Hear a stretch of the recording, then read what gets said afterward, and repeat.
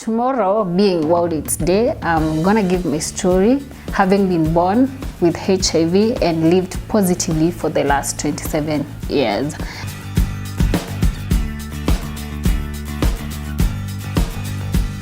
At the time I was being born, there was no prevention of that vertical transmission from mother to child, and that is why it happened.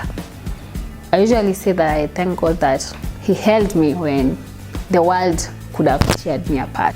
I wouldn't wish anyone to have that experience. At this point, I think death was my only solution, and we all make mistakes. When you're young, you're naive, you're stupid, you make mistakes, and it doesn't mean that you're a bad person. Good people do bad things, but it doesn't make them bad people. People are ignorant out there. Get tested. Acheni kupimana na macho. HIV prescription unafaa decide. If you decide it's 10 a.m., it's 10 a.m. Undetectable equals to untransmittable. You can be what you want to be. And I want you to look for your purpose. Find your purpose. It will lead you to your destination. Ndio nikaanza kutengeneza, nikakuwa interested even about drink clothes, and that is when I started the new business, and that is Power Collection.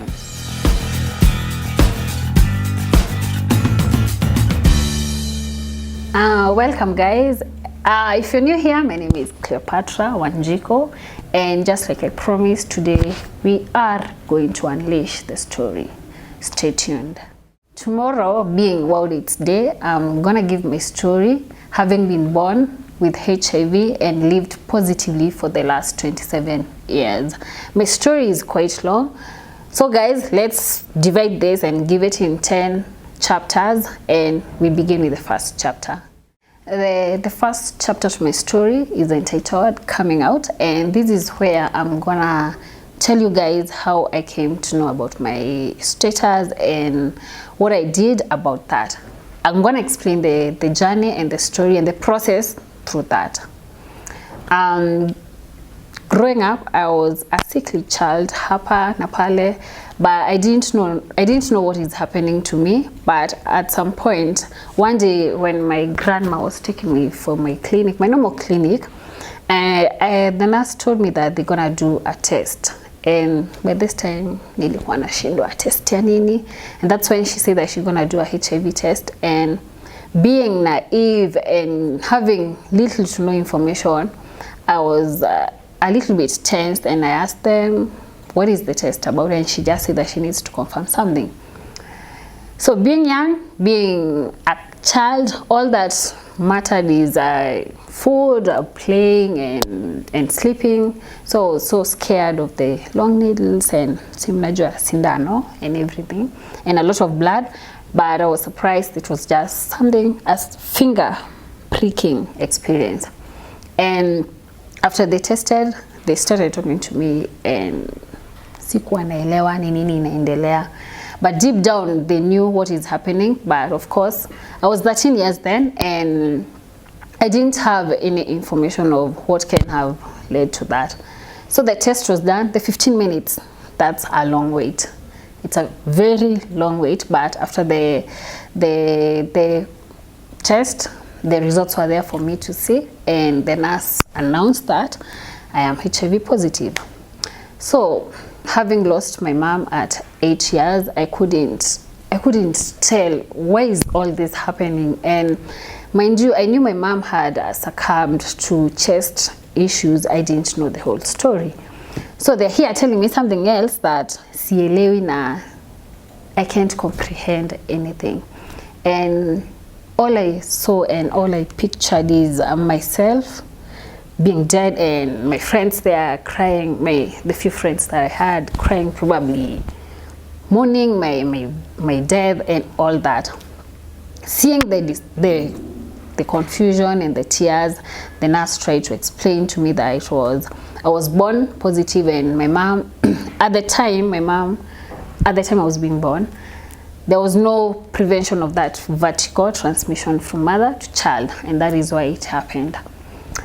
Apparently, I understand my mom, because I believe there is no parent who would be comfortable, who would want to that transmission to happen to their daughter. And being a young woman, I wouldn't want that.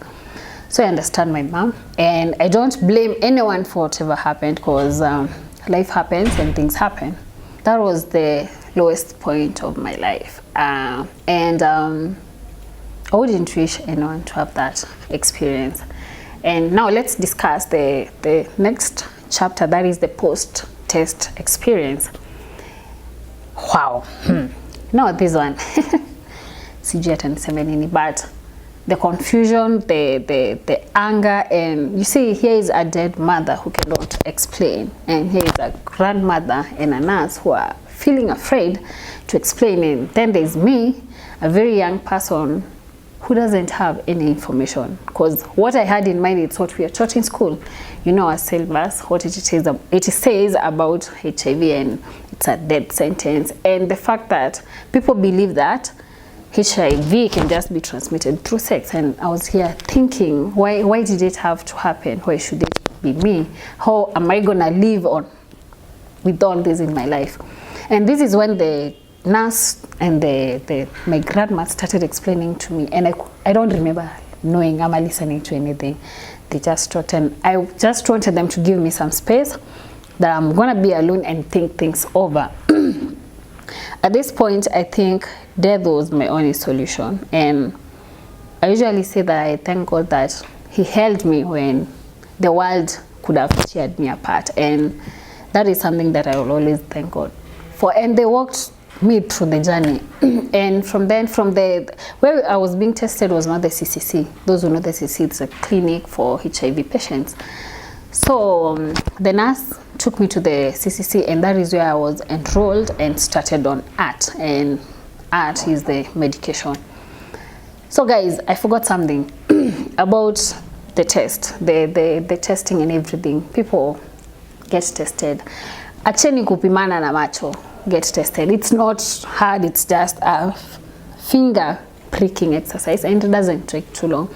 Knowing your status is taking charge of your life. So let's, regardless of the results, we need to just get tested. Watu wajue hali yao. Sawa. So moving on. So I was taken to the CCC, and I was started on drugs, and something that crushed me once more, it's knowing that you're gonna live and survive on these drugs all your life. And you guys, I was 13 years. That is 2007. I was in class 8, and I was joining Form 1 the next year. Of course, I was hoping to join a boarding school. And now, nilikuwa nafikiria sasa nitakuwa na take dawa aje. Hii ni shule, hawa ni watoto. How will I do that? How will I take and maintain this whole thing and adapt to this new thing? But through their support, when I went home, my parents supported me, my dad supported me, yes, that man supported me. My grandma supported me, and the journey began. And that whole year, I wouldn't say that it was easy. It's never easy. And you know, you're a young person, a kid. Let's say a kid. Juu 13 years ni mtoto bado. You're a kid, and you're starting your teenage years, and things are happening, and uko like, no, najua nafaa kufanya hivi. But well, I went through it, and that's why I'm here. So after that, I went to high school, and high school is our third chapter. Tunaenda hivyo mbio. It's our third chapter. So high school. So I went to high school, and the guy, my OG, huyo mzee, came through for me, and sikuwa najua nitafanya nini nikiingia high school. You know, kids can really be nosy and pokey, and watashinda wakiangalia, wakikuuliza kwa nini unakunywa dawa, kwa nini. Everyone, I don't know whether it's just me, but everyone, hata hapa mtu aone tu nikimeza dawa ataniza, what's up, uko msick, what up. So I know, so I was afraid what is gonna happen here. And there's nothing hard, nothing, when you know you are in a lifelong treatment, medication, and those questions will keep coming up. So I was afraid, how am I gonna do this? And at this point, I want to say that it happens, and we have very many high infections between young people, and the school factor is one of the reasons. Since when kids go to school, they default their medication due to other students seeing them and everything. And to cure, will I say to cure, to help in that, my dad came through. This man, I'm gonna talk about him sometime later, but this man came through for me, and he told the school administration, and that was easy for me, so that as in it was easy because I could access my medicine, I could keep them at the nurses at times, nitaweka kwa box, and it was easy. Again, he came through because of the food. Chakula, very important, the special diet and everything. But that doesn't mean that it was easy. There are still those hitches here and there. You're going to the hospitals, and people still will keep asking, why you always going to the hospital every now and then, why you taking drugs, all that. But what I can say that in high school, I never experienced any discrimination, probably from the students who knew about my status or the teachers, and that is something else that I thank God for.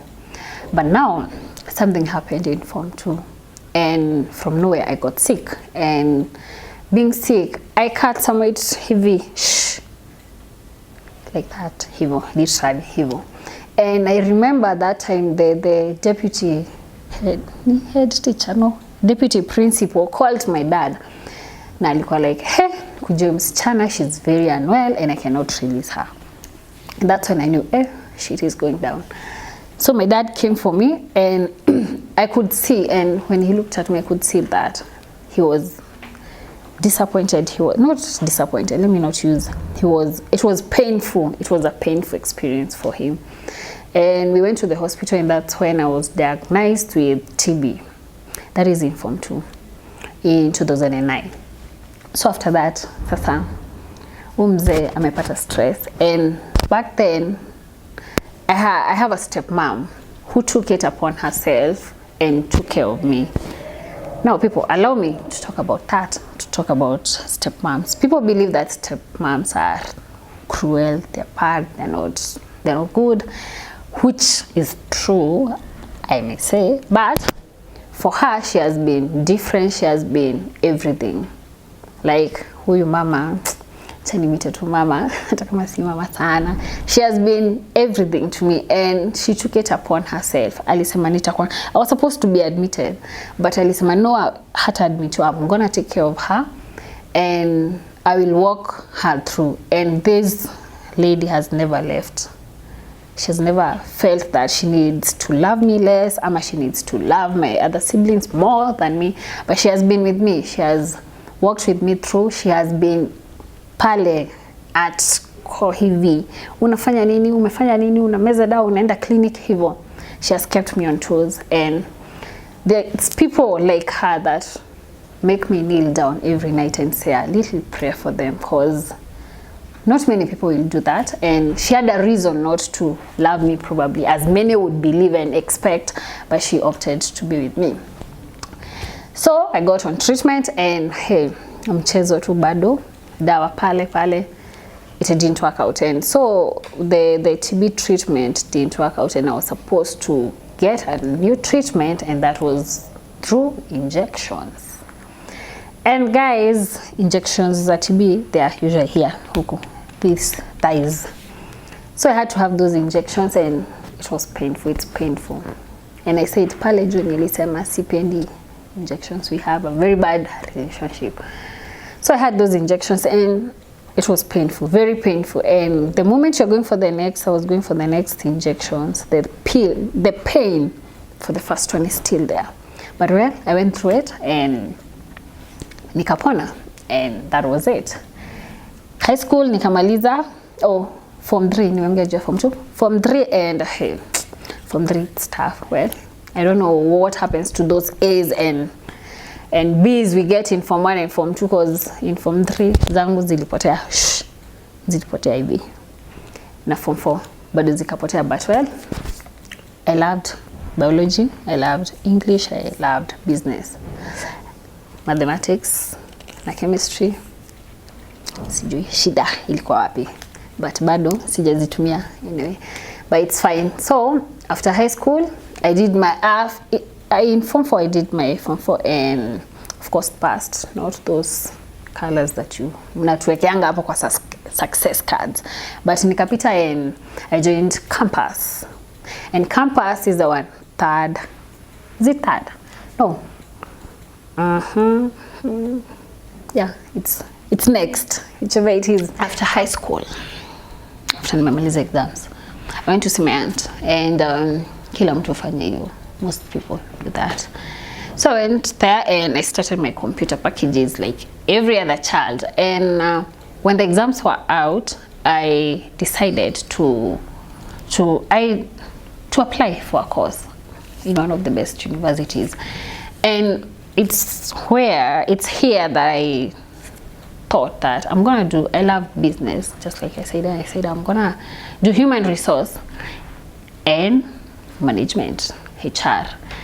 And nakumbuka tukinunua mpaka hizo vitu zote, everything. And after that, I talked to my uncle, and he was helping me to get a good course, and he asked me why I can't do something related to what I've gone through. And that is when I decided to take public health, and I specialized in community health and HIV management.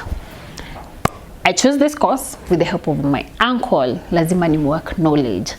Junior alinisaidia.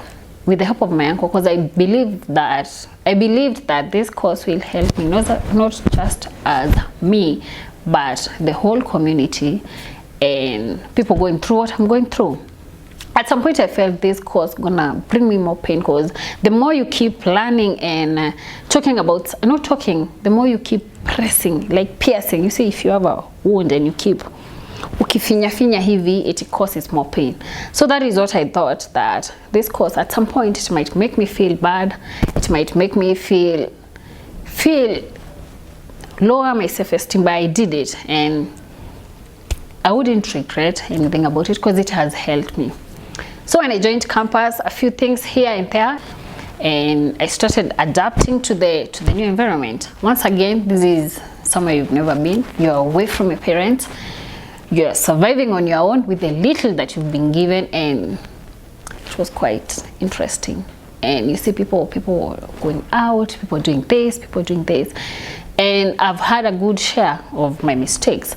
So it's here that I tried to fit in. At some point I was feeling, all along I've felt kind of special and kind of not the same with everyone. And through this I made a mistake, and I usually say, when I talk to people, I say, we all make mistakes. When you're young, you're naive, you're stupid, you make mistakes, and it doesn't mean that you're a bad person. Good people do bad things, but it doesn't make them bad people. So this is where I used my school fees, and was saying it didn't go well with my folks. I said folks, pesa kidogo nishaanza kuita wazazi folks. So it didn't go well with my folks, and my dad was very angry. And I remember them, na auntie yangu na my stepmom na my uncle thinking, probably udem, she's taking drugs. So that is the first thing that they think about. So they thought probably I'm taking drugs. And my uncle, once again, oh God, went ahead and booked me for sessions, counseling sessions, yeah? Penye nilikuwa naongeleshwa, wakiamini huyu msichana pombe sigara amekataa kuziacha. All those, they thought that this is what I'm doing. So this is where I used to go for sessions, and he used to call me, my uncle used to call me every Tuesday to ask whether I've gone for my sessions. And I went through that and went back to school. They took me back, and nikaendelea na masomo, and once again I messed up. Oh, msichana, she messed up once again, and this time I had to stop. I had to drop out. Wangenipea chance, lakini lazima wangenifunza. Walisema tusipokufunza hatutaitikia ufunzwe na ulimwengu, so we're gonna teach you. And now that is the end of the campus. A lot of things happen, and probably I may not put them in details, but that is in this story, that is the main things that I'm gonna talk about. And I'll repeat, when I don't like it when parents wanna believe that mtu akikosea nini. We make mistakes, and these mistakes don't define young people. We are young people, and you're being exposed to some things, but this doesn't mean that it's gonna be like that for life. So for parents, accept the kids however they do, but just guide them and they'll find their way. So people, let's go to the other topic, and the other topic is Cleopatra the defaulter. Yes, nimeanza na Cleopatra. I have a good name, there's no doubt about that. So let's do that. So who is a defaulter? What is defaulting? Defaulting ni mtu hataki kufanya chenye kinafaa kufanya, and this is in terms with regards to medication. So let's go back kiasi when I started my medication, and that is 2007 when I started. Of course kuna wakati utasahau, we are told you must take this time, you're supposed, those who don't know, HIV prescription unafaa decide. If you decide it's 10 a.m. it's 10 a.m. 10 a.m. every day. If it's in the evening, it's in the evening. Whatever time you choose, exact time. No skipping, no being late. Yeah. So guys, I know most of you don't know, if it's a lifetime medication, it's not easy. It's not easy, and I'm gonna give you a challenge. Yes, a challenge. If you think it's easy, this is for you. When you assume ni kitu, kumeza dawa tu, sini sawa, sini kumeza tu kila siku. So I'm gonna give you a challenge, and I want you guys to pick a day, a time, sometime. We'll pick time, useme kama ni saa moja, jioni, asubuhi, pick a time, and I want you to take something. And now we'll use a maize, mahindi, and that is the prescription, it's the drug. And set an alarm at 7 every day for 1 week. Unameza, hauwezi kufa juu ya mahindi. So unameza every day at 7. 7 is my time, every day for 7 days. I want you to do that and tell me how consistent you can be, and whether you won't forget and whether you won't skip. So this tells that it's not easy. It has never been easy, but we had to. So as a person and as a young person, I've skipped. In primary, hizo siku venye nilianza, of course kuna zenye nilisahau, umeenda umecheza umesahau. Nikaingia high school, I explained about your story ya dawa, kuficha, kunini, all that, and the questioning. So I still defaulted, and now in campus, this is where I defaulted almost for 1 year. Yeah, not in campus siku default sana. When I dropped out, that is when nilijipata nime default. And I defaulted almost for 1 year. And I remember my friend then, aliona kama siko poa hivi, and she was like, no, you've not. She knew about my status. Alikuwa like, wewe kuna issue. And she took me back to the hospital, and this is where my health team felt so bad, because the person who was giving hope to other people was being given hope. And I wasn't so kufanya ikuwe nilikuwa so badly off. Well, I wasn't so badly off, but I wasn't good. And I started back, I was put back on care, and nikaendelea vizuri. But this experience taught me that there's nothing in life that you can't overcome. And the human body possesses some strength that you can fight and you can stand no matter how many times you fall. So, talking about the friend, let me touch something. Yeah, I'll touch it right now. Sitaongea baadaye. So this friend happened to be my primary schoolmate. And we went to the same high school. Then we went to the same campus. So I didn't know she's a lady. I didn't know that at some point this girl might be telling people about my status, telling people about anything. And let me tell you guys about disclosure. Disclosure is a personal choice. It is a personal. Do you know what is personal? You see that personal. That I might decide that I'm gonna tell this person, I won't tell the other one, because it's a personal choice. So I don't know where people get the courage to go and tell other people about other people's status. You will go to court, you'll be sued, you'll pay people. That is not right. So she went ahead and told a few people, and this is something that I came to learn recently. It's not at a kitambo. Nimekuja kujua tu juzi, and I was like, no, that was not cool. But it's fine. We move on regardless. So after all that, I was taken back to camp, and I would like to thank my team, my health team, because those people have held me. Like, there are the people who took me and they have listened to me. They have listened without judging. They have not questioned me. They have literally wamenisaidia. They have worked with me as a young person, because you know, those who know me know that I'm stubborn, very stubborn. Nimeshindwa kuchange hiyo, but wamenishikilia,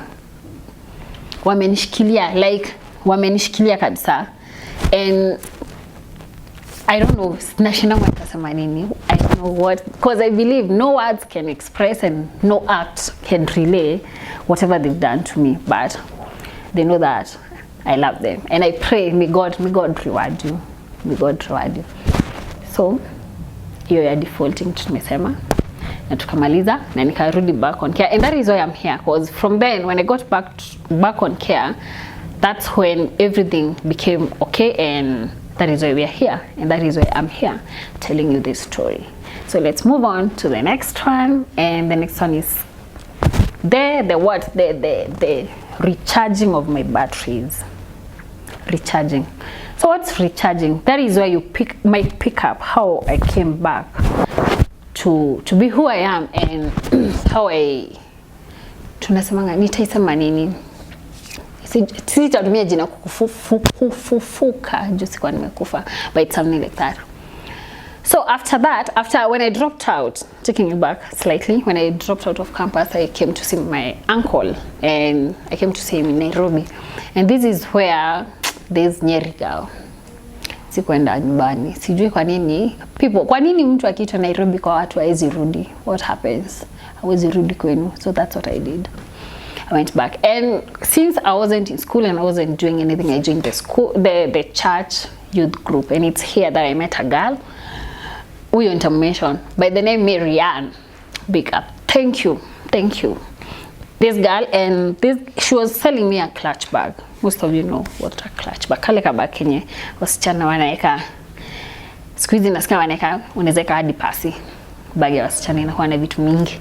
So this is where she was selling me that bag, and I told her I would love to do this, and if you don't mind, you can teach me. And she agreed, and this girl taught me how to make those clutch bags. And guys, tulikuwa tunashona na sindano na mkono na sindano na uzi, na it's kafat heavy, but we still did it. And I don't know, I usually say that I don't sijui how this whole thing came to be, ama sijui where the passion and the passion came mpaka nika feel I want to do this.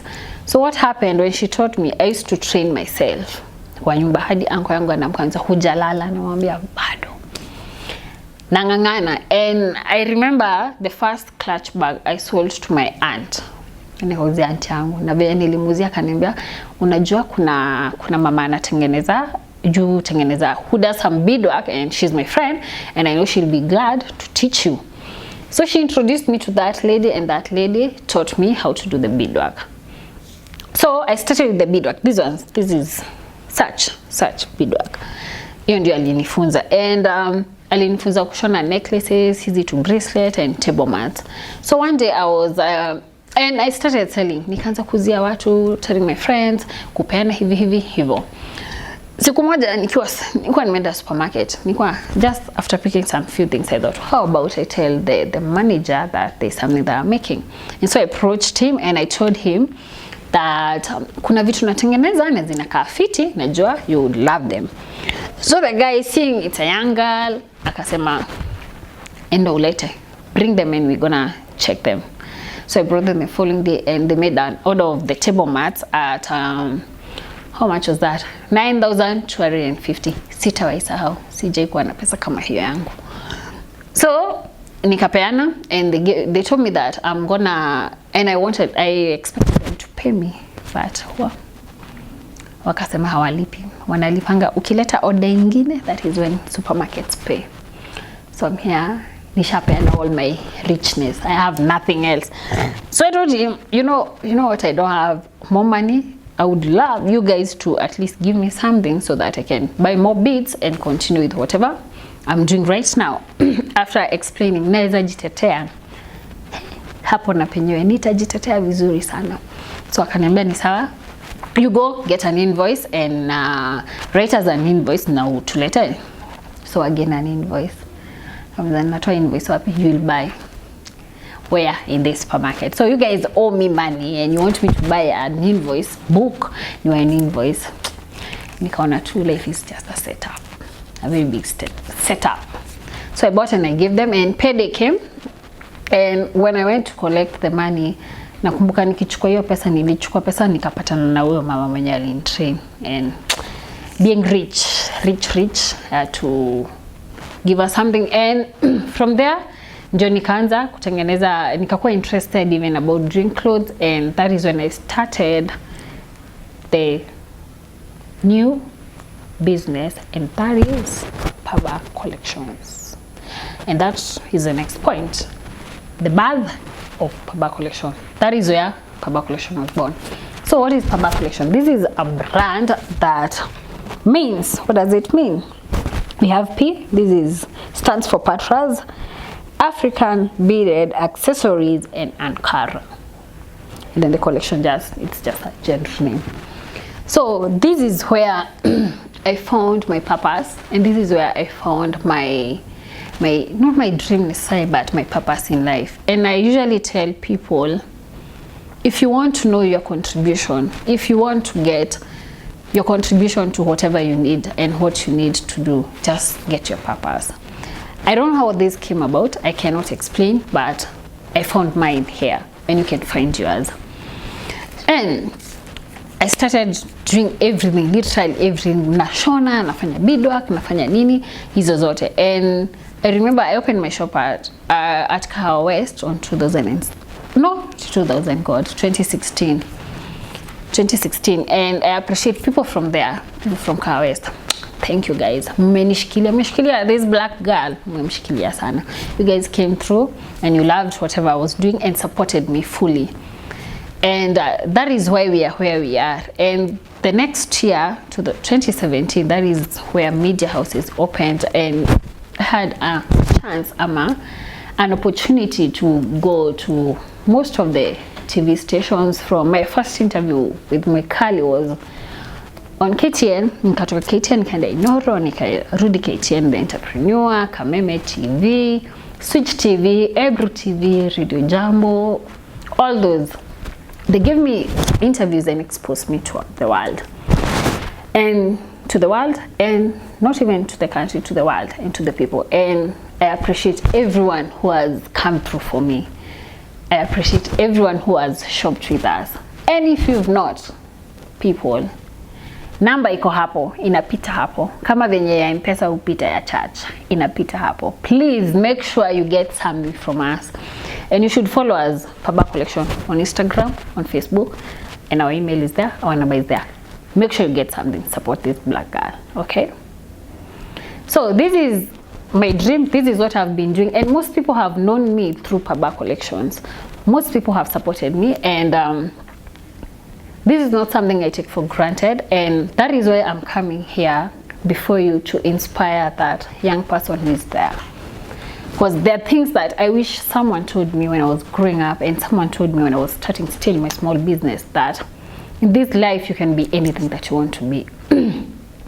We have limitations, yes, we have challenges, but you can be, if you decide you're gonna be what you want to be. So yeah, to you who is watching this, you can be what you want to be. And I want you to look for your purpose. Find your purpose. It will lead you to your destination. I found mine, and I want you to find yours.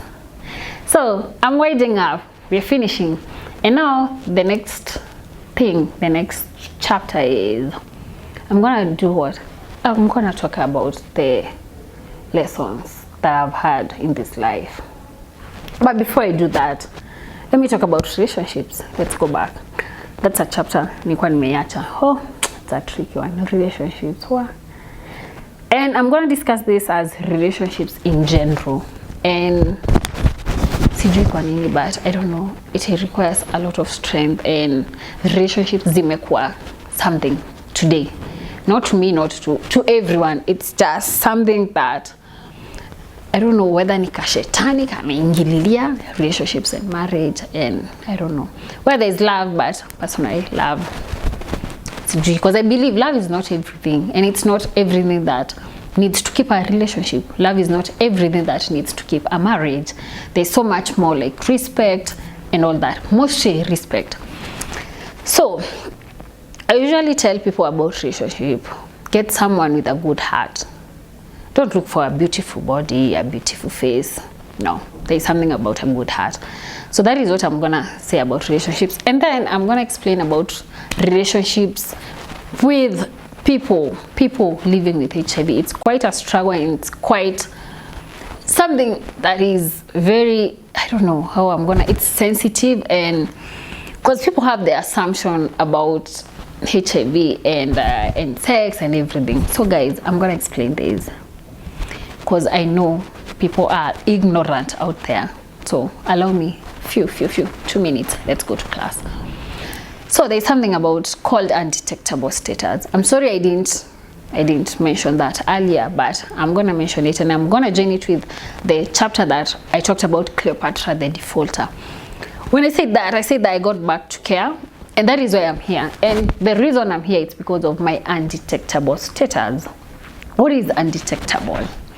Undetectable status, it's the situation where the HIV virus has been reduced to small quantities that it cannot be detected by a normal blood test.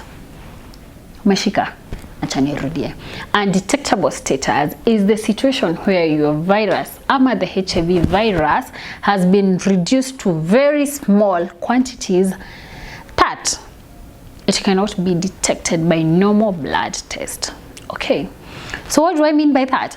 I mean the HIV virus imesuppressiwa. When you take your medication, well, the HIV virus is suppressed, because that is the reason why we take the medication. The ARVs are supposed to suppress the virus, and once it's suppressed, it cannot be detected. Guys, you won't believe this, but if I get tested, I've been a detector kutoka nirudi on care, I've been from nianza medication, I've been undetectable. And this means that if you're undetectable, you can at some point unaweza test you and the results will be negative. Please note, if the results are negative, it doesn't mean that you've been cured. It just means that your drugs have suppressed the virus to that undetectable. So there's another point, people. I want to put this across without fear or favor or contradiction, and say undetectable equals to untransmittable. Hey, daktari ameanza kuongea. So undetectable equals to untransmittable. Transmission, most of you know what transmission is, but what I'm trying to say here is that if someone is undetectable, they cannot infect someone else through sex. You get? So I'll put it as it is. People believe that if someone is positive, if they have unprotected sex with them, lazima ikuwa amemu-infect, but it doesn't happen that. Science advances every other day. Watu hatuko 1990, hatuko 1980, tuko 2020. Hii mwaka hata kama tulisema ni mwaka ya baraka, lakini corona ikakuja, but we are into stop behaving and stop being ignorant. You know, I feel very bad when I see na nasikia watu have some very funny comments. I'm like, Buddha, madam, go to class, learn. Uko na simu, hizi simu, Google, learn. People should learn, because it's annoying when ukisikia mtu, but I understand, but it's so bad if you're ignorant. If you can access information, please learn. These things happen. It can be your sister, it can be your brother, it can be your child. So don't make funny comments about things that you do not understand. So I'm going to repeat once again. Undetectable equals untransmittable. If someone has suppressed their virus to undetectable, they cannot transmit that through sex. They cannot. If I'm tested, I might be tested right now, the way I say the normal HIV test, and it's going to come out negative. Reason being, the virus is now in the bone marrow. It's not in the bloodstream. Okay, guys, umeelewa? Need to explain. I'll keep explaining. We're gonna do this often, so I'm gonna explain. Na junajua hamjalipa fee, nitaweka till number. You guys, hiyo ni class. Na pesa ya school fees bado iko, so I might put a till number hapo mlipie lesson. Yeah, nothing is free. So guys, let me jump to the lessons that I've learned. One thing is that I believe that in this world, two things are real. There's God and there's hard work. There's God. Please normalize thanking God and putting God first. Please. And then something else, work hard. Work hard. Hata kama anasema watu waombe, prayers will not do anything for you. They will do something for you if you work hard. Otherwise you'll spend the rest of your life in church ukifanya tu hivi ukisema receive. That is one. Something else. You inspire so many people out there, even those who assume that they don't. Just know that you inspire so many people. Do whatever you're doing, as little as it is, you inspire so many people out there. And the third thing is that bless that thing that broke your heart, because the world needed you open. Okay? Bless that thing that broke your heart, because the world needed you open. And now I'm finishing, winding up. And in this, I'm gonna do an appreciation post. And there's something that I've learned, and this life has taught me that there's something good about gratitude and giving thanks. This is something that we take for granted, and si poa. Mse akikusaidia sema asante. If someone has helped you, it's good to say thanks. So I'm gonna thank God. He's the giver and provider and the one who helped us. I'm grateful. It's been God. It is God. It has always been God, and it will always be God. So I thank God for the gift of life, for protection, and for the guidance all through.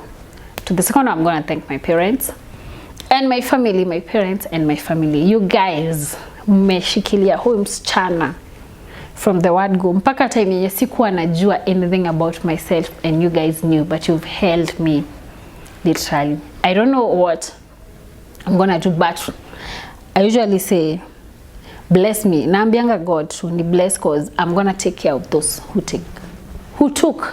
I'm gonna take care of those who took care of me. So to my parents and to my family, this black girl is grateful. Asanteni sana. To my friends, hey, my friends, my good friends, my real friends to be precise, please note, my real friends.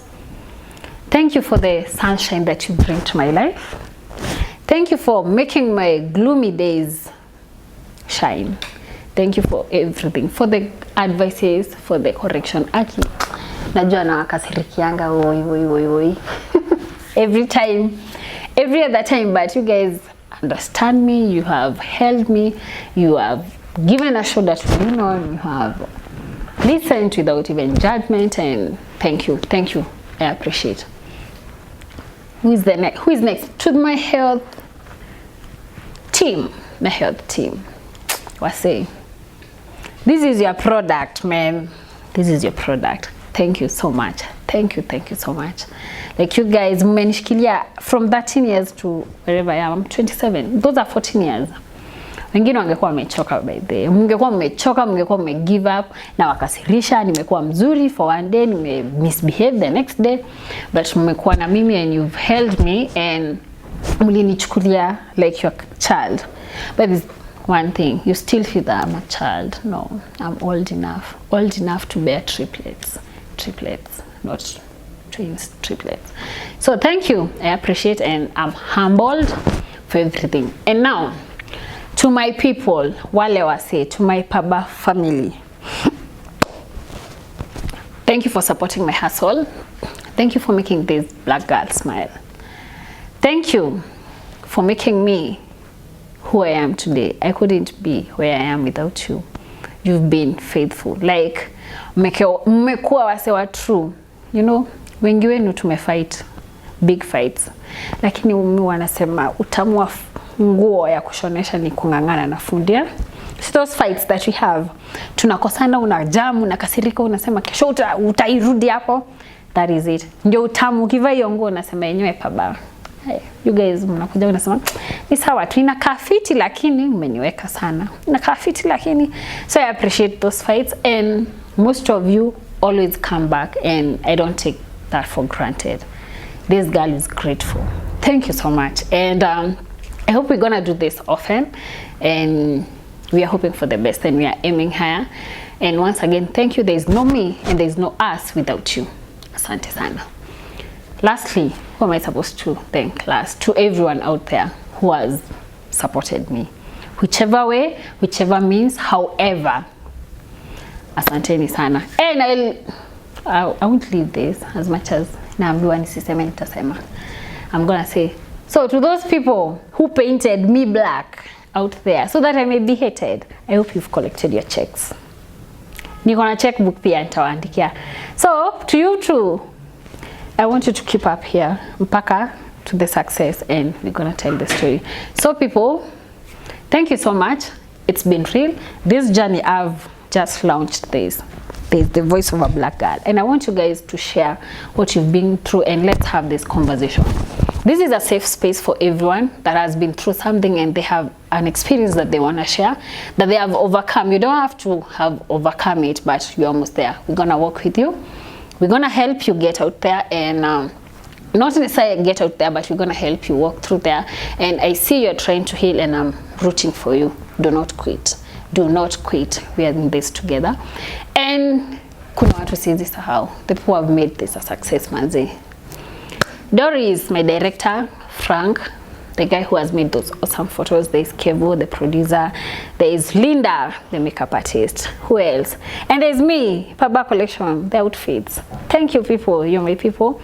Thank you for letting the story out there. Thank you for buying my concept and my story and owning this story like it's your own. I do not take it for granted. I appreciate. So guys, this is the end. Yes, it's the end. If you've not subscribed, when you wanna watch bila subscribe, please subscribe. Subscribe, give me a thumbs up, and ile notification ikae tu, cause we are coming back with many more. Till next time, thank you.